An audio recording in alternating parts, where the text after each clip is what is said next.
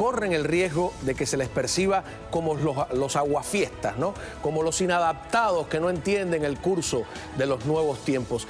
Y el régimen logra con ello materializar un truco de magia en el que ellos aparecen como factor de cambio y la oposición en un impas inmovilista. Eso es una estafa que se está realizando con la colaboración de Washington y de Bruselas. Los reclamos de la oposición siguen siendo válidos.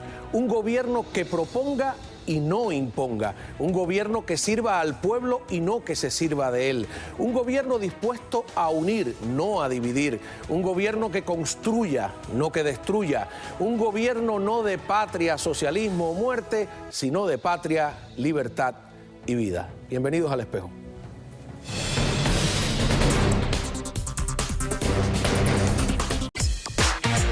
Bueno, todo esto lo vamos a analizar y tenemos para ello la compañía de Yanisset Rivero, directora ejecutiva del Directorio Democrático Cubano. Muchísimas gracias por estar aquí con nosotros, siempre es un placer. También Ana Olema, infoactivista. Gracias. ¿Cómo estás? ¿Bien? Bien. Y tenemos a Julio Schilling, que es un analista político. Empecé medio discursivo hoy, ¿no? Para que estaba ahí.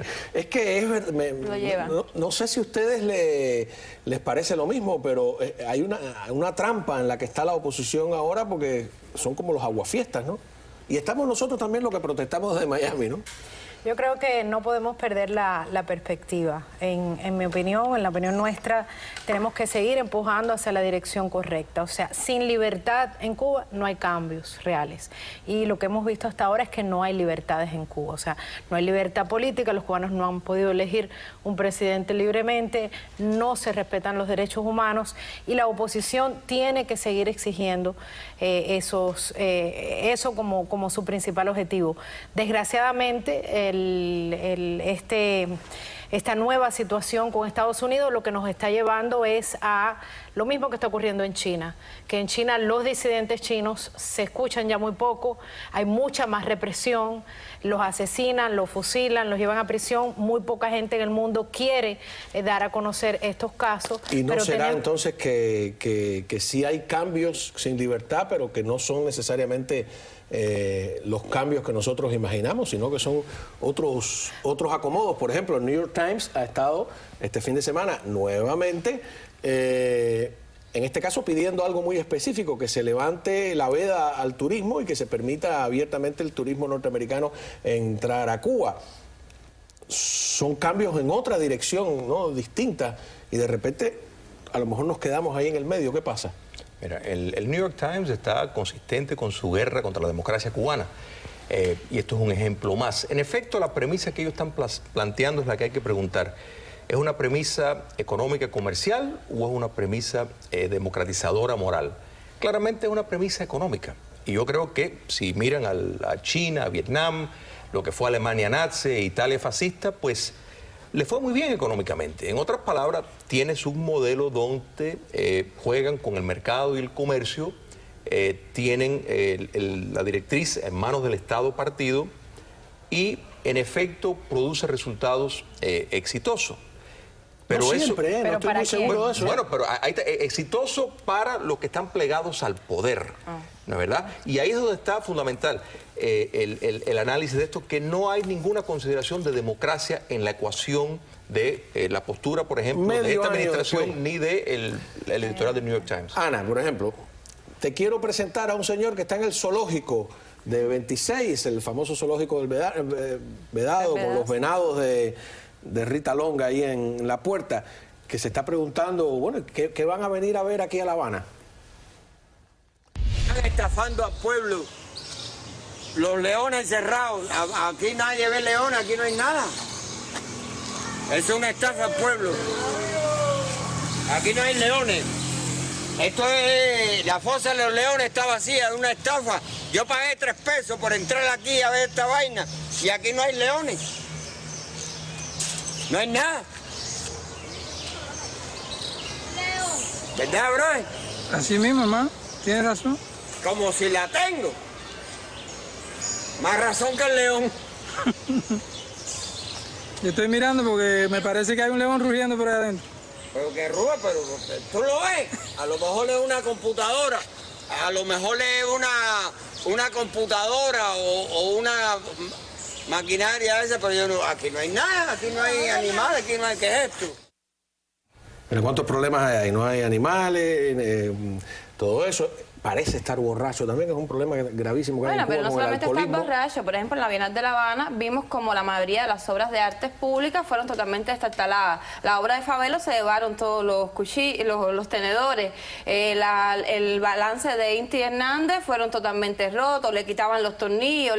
Las obras públicas de la Bienal fueron totalmente... Y eso es un hecho de esa Bienal tan manejada políticamente como la necesidad, es lo que decía Enrique de Risco, es la verdadera apropiación artística de parte del pueblo, ¿no? Y yo pienso que eso lo dice todo, es la gran metáfora de hacer una Bienal de Arte en medio de esa situación, y además que la Bienal de Arte también fue la plataforma, digamos, de esta bienvenida de la normalización, que no sabemos a qué punto. A mí lo que más me preocupa es que en el artículo del New York Times como tal mienten mucho. Te voy a poner, o por lo menos dicen medias verdades. Por ejemplo, solamente el caso de Airbnb, hay una cosa que no explican ellos, y es que Airbnb en Cuba, el servicio está centralizado por los militares, y así no funciona en ningún lado del mundo. La cosa es preguntarle al pueblo norteamericano si a ellos les gustaría que estuvieran ese control. Seguramente iban a decir que no. Entonces no se están explicando las cosas bien. Veo una prensa al servicio de los poderes, tanto de Washington como de La Habana, y además, una vez más se está rotando el tema de los cubanos, que es de nosotros, pero de verdad tiene que llevarse a La Habana, y eso no se está haciendo. Ellos dicen ser los que están llevando el tema cubano para los cubanos, pero no es cierto. Eso no es verdad. Ellos están manejando las cosas de la manera que están robando, digamos, nuestro espacio y nuestro escenario, porque lo han puesto todo blanco-negro, ¿no? Entonces, por ejemplo, con los normalizadores tú no puedes hablar nada. Ellos enseguida molesta, más bien, si tú cuestionas cualquier cosa, hay un montón de cosas cuestionables, desde los derechos humanos hasta la economía. Porque, por ejemplo, el embargo, yo no sé mucho, quizás porque soy más joven, hay que me pueden asesorar mejor, pero, por ejemplo, lo que es para la economía no estatal, porque todavía economía privada no podemos hablar en Cuba, no se ve afectada. O sea, la afectación directa es con el Estado. Entonces, no sé, digo yo, me corrigen aquí quizás. Mauricio Vincent, ¿no? El famoso corresponsal de España en La Habana, dice que el cambio donde se ve claramente es en La Habana Vieja. Yo quiero presentarles ahora a un peluquero privado, entre comillas, que ha abierto una escuela de ayuda para mejorar el barrio, ¿no? Y después vamos a ver por qué yo digo privado, entre comillas, ¿no? A veces cuando hablamos de la historia, siempre a veces la vemos desde los ojos, o sea, desde el pasado, pero creo que hay que pensar en el presente. Y Cuba, del siglo XXI, estar aquí, haber nacido en un momento histórico donde nuestra sociedad se transforma constantemente, y creo que ya en el 2015 los cubanos estamos trabajando, se está transformando, digamos políticamente también, digamos, el país. Los jóvenes son muy importantes para nosotros, pero esperamos también, siempre digo que tenemos cosas que ganar, pero que no todas se pueden perder, y creo que eso es también importante entender. A los cubanos que decidimos quedarnos para seguir soñando, para construir una sociedad también desde el siglo XXI.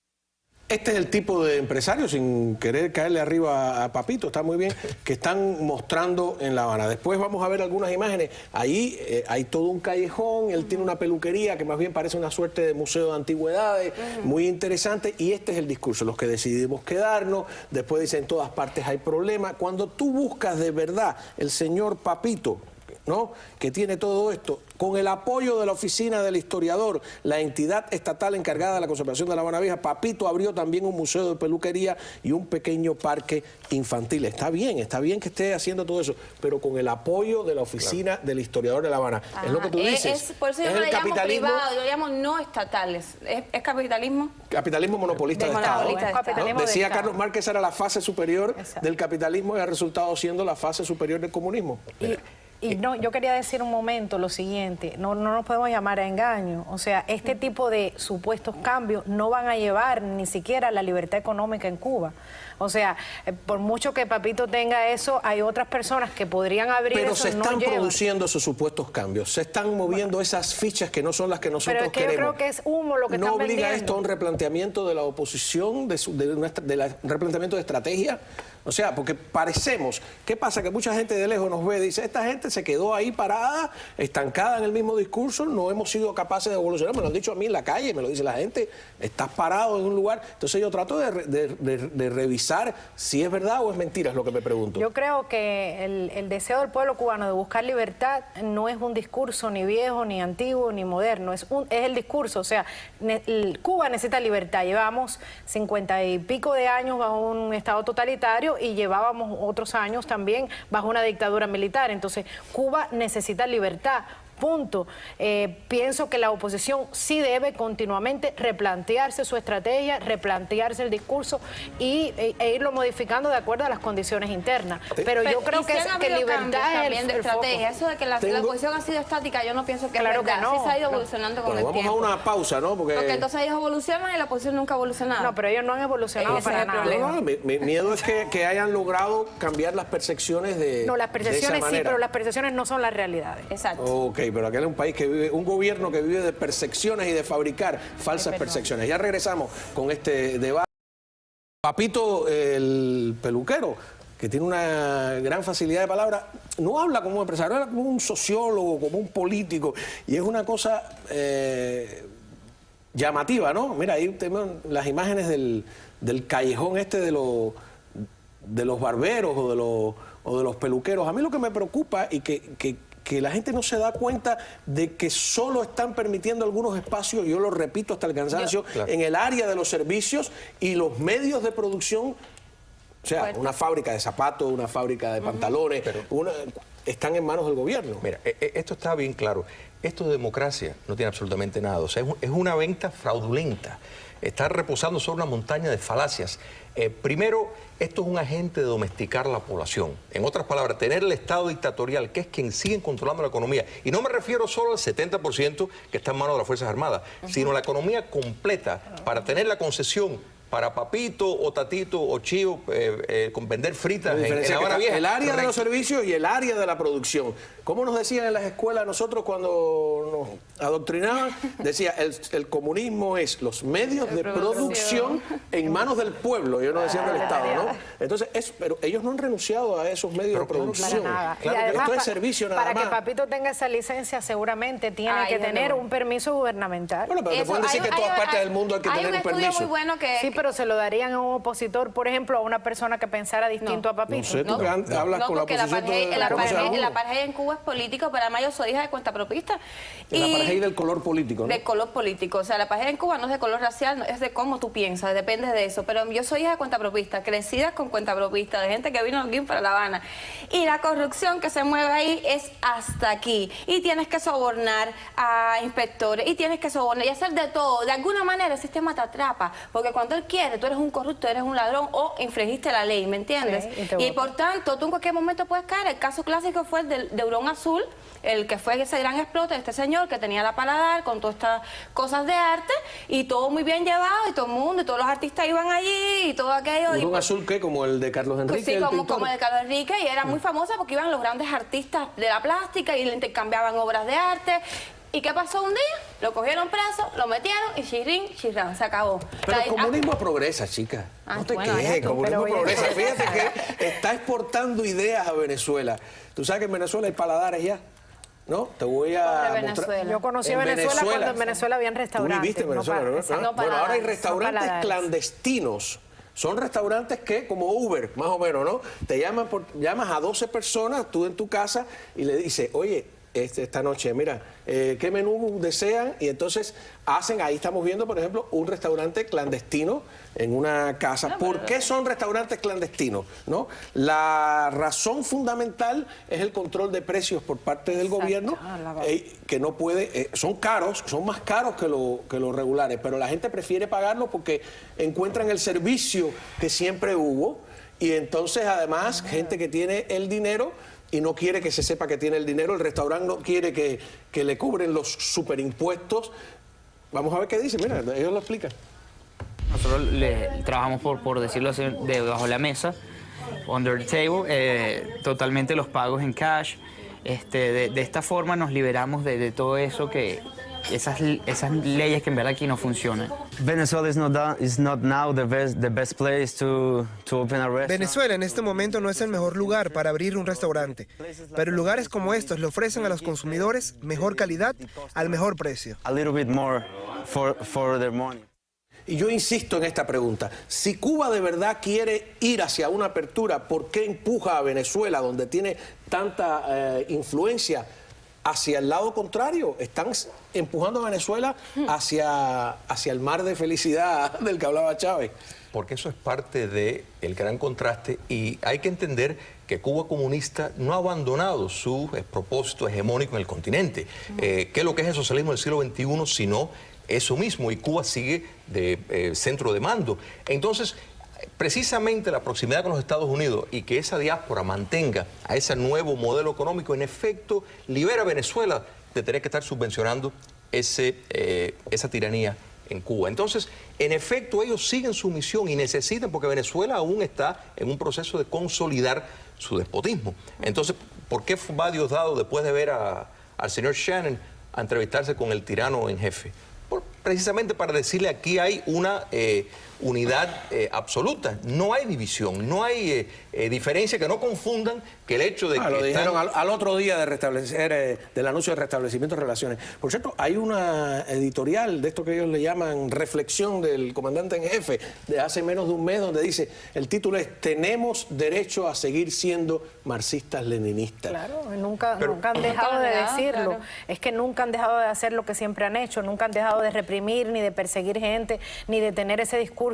Los que quieren ver que han cambiado algo, los que quieren empujar eso, es el gobierno de Estados Unidos, los inversionistas o empresarios, yo les diría más bien corsarios, no me parece que son empresarios, pues no son serios, y los otros países que quieren empujar ese sistema totalitario. Pero en realidad, ¿cuáles son los cambios reales? Que en Cuba no pueden haber cambios si no hay libertad. Sin libertad no puede haber ni cambio económico, ni cambio social, ni cambio político. Ahora, Ana, tú que eres una estudiosa de la economía política, ¿no se supone que la libertad de comercio lleva libertad política a todos lados? Que si dejamos que vayan los empresarios... El libre mercado real, y se está negociando de empresas privadas con el Estado cubano, con el régimen, la tiranía cubana, y eso no ha resultado en cualquier lugar del mundo, Estados Unidos, en la China y en Marte. Si hacen eso, si los estados controlan... ¿Pero tú no crees que si el capitalismo llega ahí... No, el capitalismo de libre mercado, hay diferentes tipos de capitalismo. El capitalismo de libre mercado solamente puede llegar con libertades y con estados de derecho. Eso es imposible. Pero esos empresarios americanos, esos empresarios norteamericanos están reclamando su derecho a la libertad de invertir. Bueno, pero no pueden quieren. poner los créditos de los norteamericanos en riesgo entonces. No pueden pagar, pero además ellos los están haciendo negocio con un Estado. Ellos no están haciendo negocio con nacionales de Cuba. Con nacionales, no lo hacen. ¿Pueden hacer negocio con Papito a lo mejor? No. Para que Papito haga negocio con un inversionista americano. Sí, que se lleva unas pelucas más... Estamos en presencia de un esfuerzo que va más allá de Cuba, donde la democracia se está socavando por intereses comerciales que han echado a un lado la ética democrática. Si no se guardan los valores normativos que la democracia exige, pues entonces uno puede establecer una sociedad esclava. ¿Por qué no? Porque si el lucro es el único fin, pues entonces es natural. Yo creo que eso hay que entenderlo claro. Lamentablemente, muchos comerciantes que vienen de democracia no se dan cuenta que están poniendo su propia existencia en riesgo a largo plazo. China acaba de llevar más de un año un espionaje violento sobre individuos norteamericanos de las Fuerzas Armadas por tu vida. Un esfuerzo que está haciendo la sociedad civil dentro de Cuba, y muy aplaudible, es el de las bibliotecas independientes. Y sé que hay una red de bibliotecas independientes que lleva el nombre de un escritor que murió en el exilio, que fue muy amigo nuestro, que es Reinaldo Bragado Bretaña. Y ustedes van a hacer algo aquí, ¿no? Sí, mira, se cumplen 10 años del fallecimiento de Reinaldo Bragado, quien fue un gran escritor cubano, activista de derechos humanos, uno de los fundadores del Comité Cubano Pro Derechos Humanos en Cuba. Y del movimiento Pro Arte Libre. Y del movimiento Pro Arte Libre. Y cuando muere Bragado, una biblioteca, de las bibliotecas independientes, toma el nombre de Bragado, y eso se ha convertido en una red de bibliotecas cívicas que incluso publican un boletín hecho a mano, el boletín Curazao 24, y tienen otra serie de actividades. Entonces vamos este próximo miércoles 24, vamos a recordar a Bragado, pero también vamos a presentar lo que se está haciendo en Cuba en su nombre. Esto va a ser en el Instituto de Estudios Cubanos y Cubanoamericanos de la Universidad de Miami, ahí en Brescia Casa Avenue. Bacardí, 1531 Brescia Avenue, a las 7 de la noche, y van a estar con nosotros personas que conocieron a Bragado, y además de eso van a haber representantes de estas bibliotecas. Va a estar la viuda también, ¿no? Va a estar la viuda de Bragado, María, y María Rivera, y también van a hablar desde Cuba los que llevan esta red de bibliotecas cívicas. La ciudad hechizada, la estación equivocada, es una gran novela. Y nada, yo creo que esta red de bibliotecas independientes que ha funcionado en otras dictaduras, ¿no? Y el gran poema que escribe sobre Casablanca, ¿no? Sí. Es muy interesante con lo que pasó con Humphrey Bogart. Bueno, vamos a una pausa, regresamos enseguida aquí con esta discusión que no se acaba.